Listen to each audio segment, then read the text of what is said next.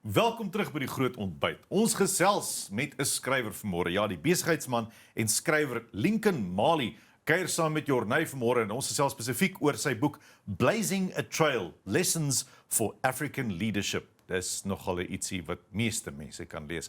Ons skakel oor na Jornay van Huisteen. Ek vermoed hy is iewers in Kroonstad, dink ek vandag. Goed gespot. Ek is in Kroonstad, Peer. Heerlike funksie gehad, maar ek is reg vir hierdie onderhoud saam met Lincoln Mali. Blazing a Trail, soos jy gesê, Lessons for African Leadership. Good morning, Lincoln. I can't hear you. Good morning. Can you hear me now? Yes, I can hear you. Thank you so much. Great. Thanks for getting up so early. I just want to start off, before I talk about you a bit, is I think when I picked up the book, I thought this book is for Black African leaders. And as I went through the book, I realized, no, you see African leaders, no matter what color they are or gender, male, businesswoman, female, Indian, white. And for me, that was quite surprising. It saddens me that it is a surprise because our founding fathers and mothers created a South Africa and an Africa where each person's identity, culture, language would matter. And so I grew up from that tradition of seeing the full spectrum of South Africans or Africans across the continent, and to define people not by their race, but to define them by their character and what they can contribute. So I say this book for all South Africans and all Africans on the continent. And maybe understand it like that, to change their mind and read this book. A little bit of your background. You've got such an interesting background from your great-grandparents and your grandparents. Just tell us a bit about that. Yes, my great-grandparents on my mother's side were English settlers who came to South Africa, and two of the brothers fell in love with two Xhosa sisters in a beautiful place called Hawkesbury.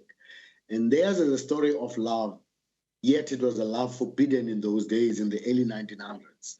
But they persevered through that and created a beautiful family, which are the Sammartins. So I'm a descendant of those Sammartins.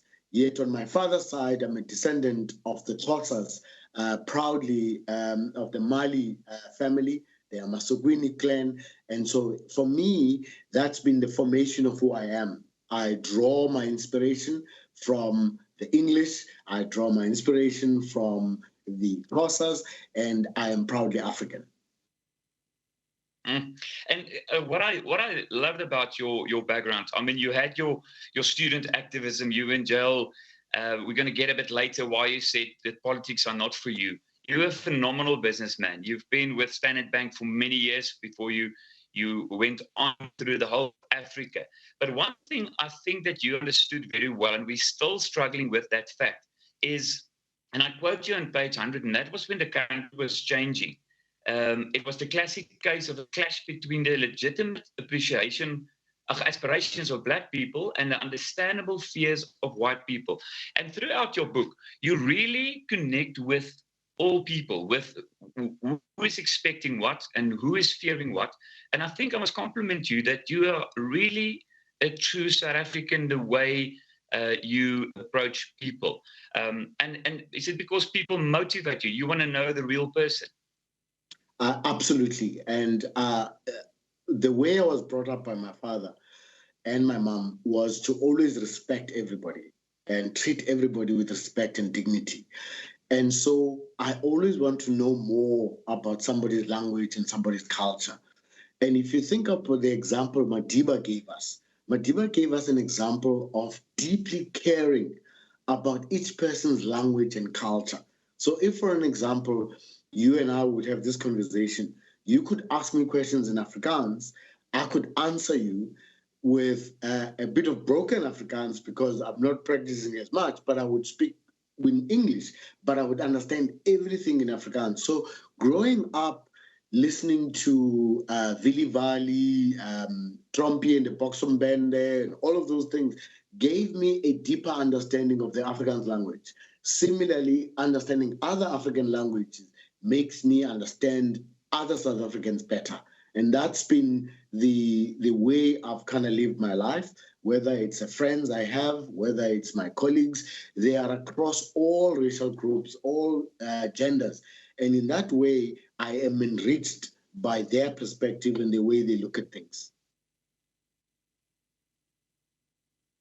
I'm going to put on the spot a bit because people must read this book to see how Standard Bank grew, and it was from Nigeria, it was in Zimbabwe, it was all over Africa and in South Africa. And if we take the controversial and the controversy at this stage with a pharmacy group in terms of being representative of South Africa, I must compliment Standard Bank for doing that for years the right way.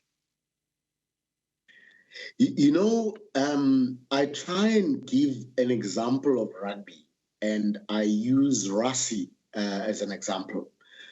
Before Rassie took over, the issues of transformation in rugby were very controversial.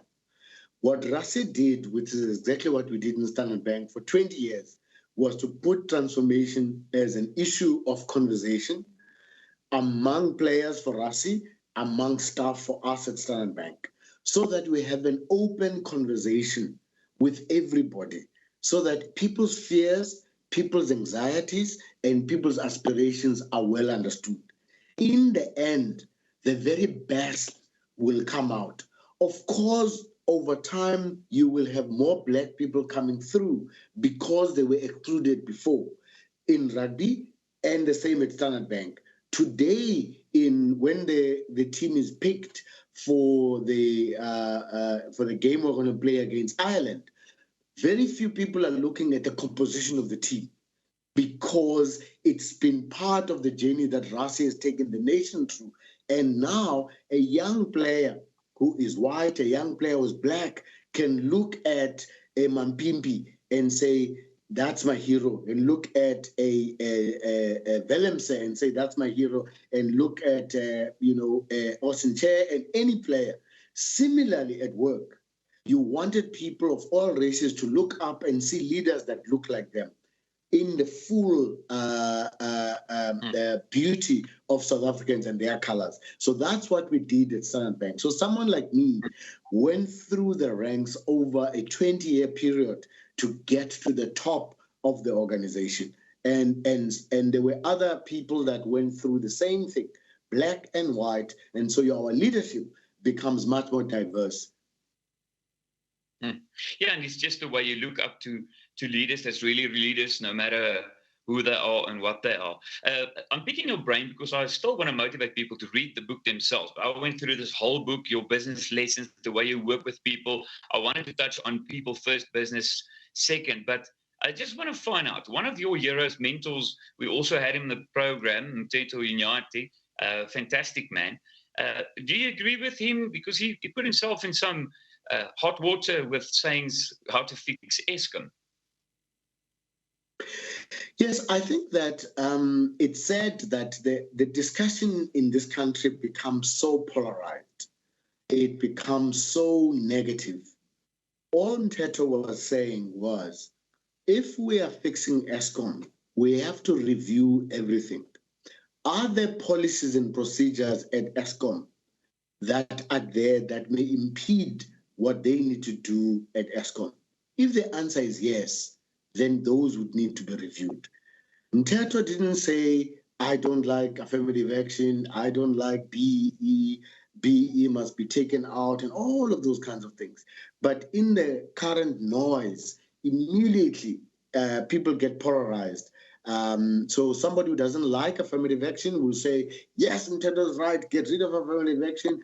Those who do not like the changes to be made at Eskom will say, do not touch affirmative action. Let's review every policy and make sure that it makes sense. Our constitution and our laws are actually very fair and pragmatic. And the way they are applied must always be consistent with the constitution. And I guess that's the issue that people must think about. The Employment Equity Act does not exclude anybody. The Employment Equity Act does not allow companies to employ anybody who is not qualified. Our constitution does not allow the systematic erosion of or exclusion of a race group.